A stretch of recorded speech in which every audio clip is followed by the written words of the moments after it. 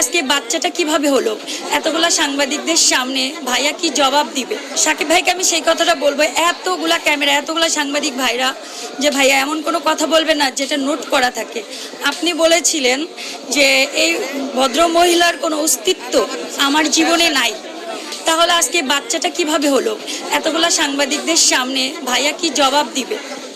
এটা অবশ্যই সাকিব ভাইয়ের কাছে আমি প্রশ্নটা রাখলাম। এই জন্য দিন শেষে বাচ্চাগুলো নিষ্পাপ, সবাই সবার কি বলবো পিতৃত্বের পরিচয় পাক, এটাই আমরা চাই। আমরা চাই না যে বাচ্চাগুলোকে নিয়ে নোংরামি করুক। বাট আমি দিন শেষে সাকিব ভাইকে অবশ্যই বলবো, সাকিব ভাইয়ের জীবনে যেহেতু অপু দিয়ে হচ্ছে একটা লাকি পার্সন, অপু বিশ্বাসকে নিয়ে সংসার করুক, এটা আমি মনে প্রাণে চাই।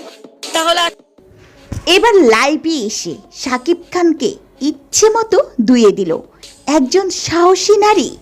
আর এই ভিডিওটি সোশ্যাল মিডিয়ায় ছড়িয়ে পড়তে না পড়তে নেটিজেনদের মধ্যে চলছে তুমুল আলোচনা ও সমালোচনা।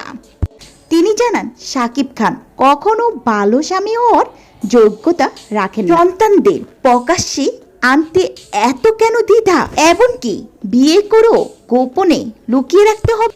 অন্য মেয়েদের সাথে পরকীয়া করার কারণেই মূলত সন্তান ও স্ত্রীদের গোপনে রাখেন শাকিব খান।